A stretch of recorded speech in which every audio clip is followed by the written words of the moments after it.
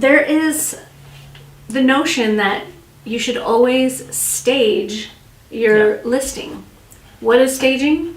Staging is simply just furnishing a property to get it prepared for pictures, to add an experience of it being lived in a sense. Okay, cool.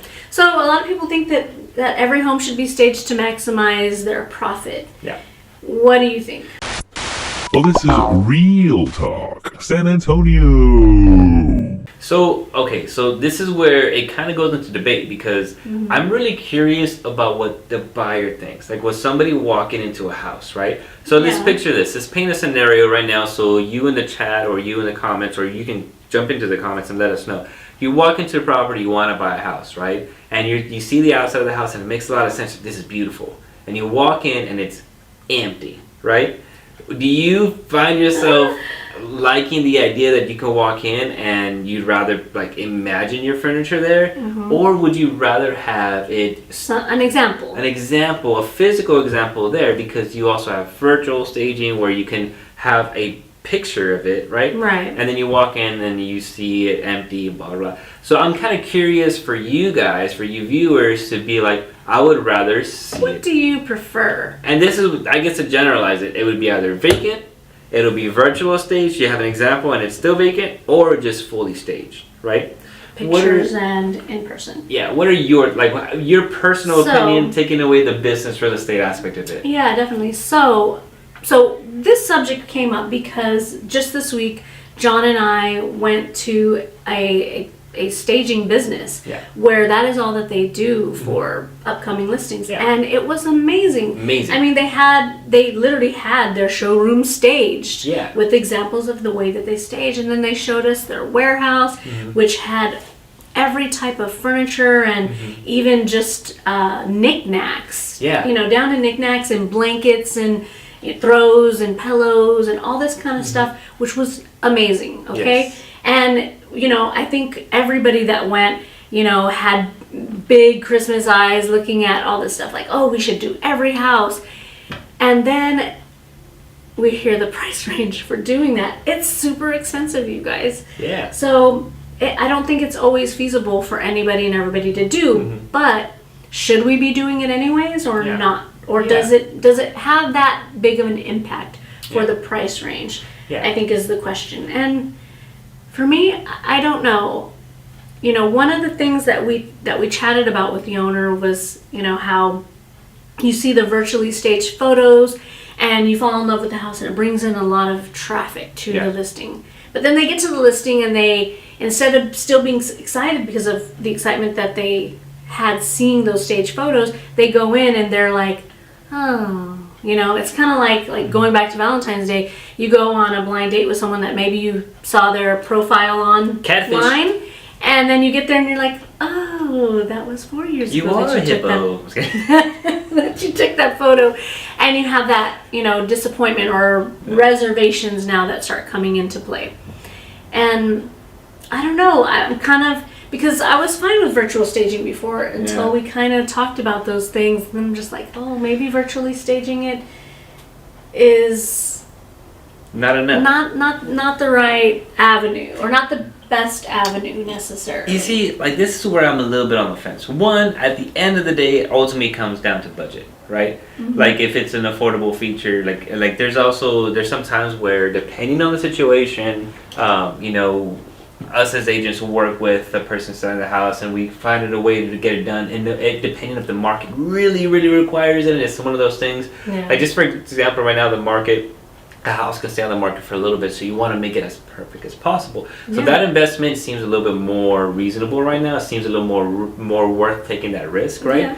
However, in a general market, the general concept, I don't think it's 100% necessary, and I think it really just depends on, one, the budget, but also the house. You know what I mean? I think that if you walk in the house and the layout allows you to kind of just feel the flow of the house by itself, I feel, and obviously that's just let it be. I feel like that's so. This is what I think. If the house, one, allows you a person to have their imagination, which is subject to the person's creativity, but also is in a pristine, it's super clean. There's no wear and tear, obvious wear and tear, or even, you know what I'm saying, to where because it's not furnished, the person automatically sees now a bunch of like issues. I think that may not necessarily need it, but there's also houses that need it because the layout just, it seems like the different. rooms, It's not common. it's not common. The rooms. I think in big houses they really do need it, because there have been times where I've toured a ginormous house and I'm just like, this room feels so big and impersonal.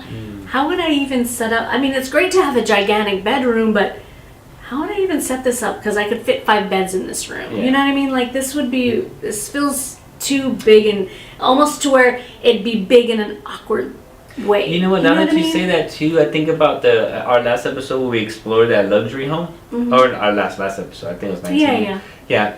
And you're right. Excuse me. There was some rooms that were just too big where I was like where would you put a TV, or what would you put, like, how would you arrange that?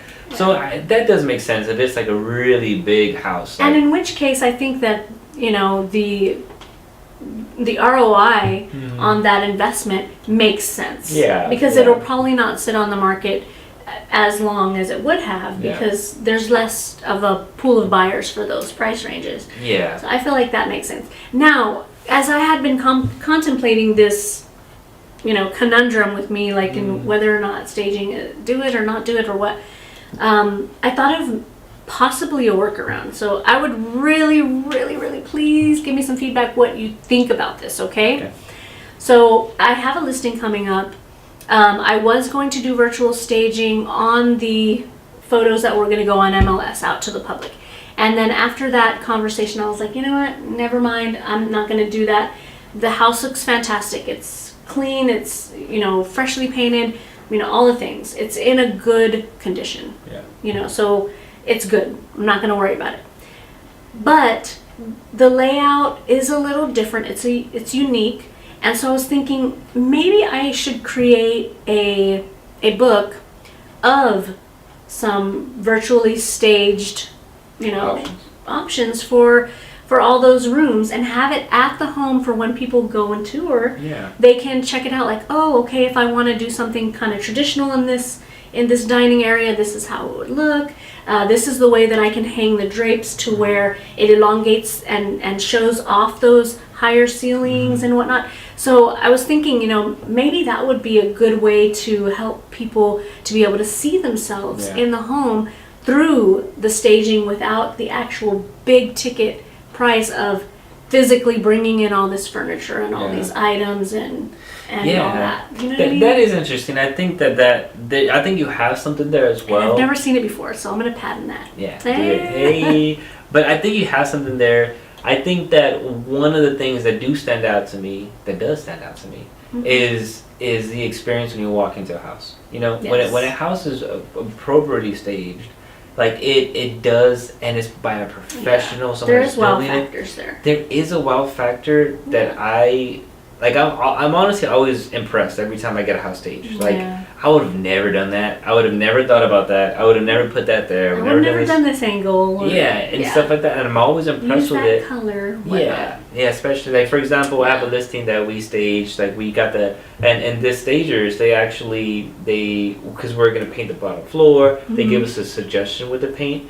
And the paint suggestion, at first I was like, this looks a little, I don't know about that, but we tried it, and then they furnished it, and man, everything just flows. It just pops. So I don't know, man. I'm on the fence with it. I think for sure though, if the budget's there, and if the budget's there, I feel like go for it. And if the property is vacant.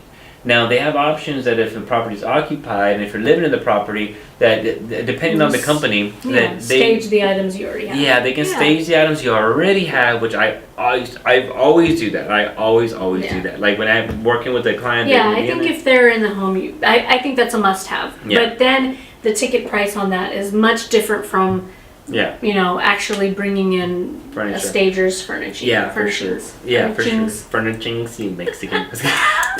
Yeah, but I'm curious what y'all think. What do you think a house 100% should be furnished? Are you on the fence too, or what are your experiences walking into a property furnished or vacant? I will say that I love doing model walkthroughs because of the staging. I love going through, and I will snap shots of the way that they set up the couch in a certain room, or the way that they decorated the table, because even to this day, after doing real estate for a while now, I still love doing it. Hey guys, thank you so much for checking out that little clip. Be sure to check us out every Monday at 11 o'clock. We do a premiere video or we do a live chat, so join on in, chime in, but also like and subscribe, share a video. You guys rock. Bye. Well, this is Real Talk San Antonio.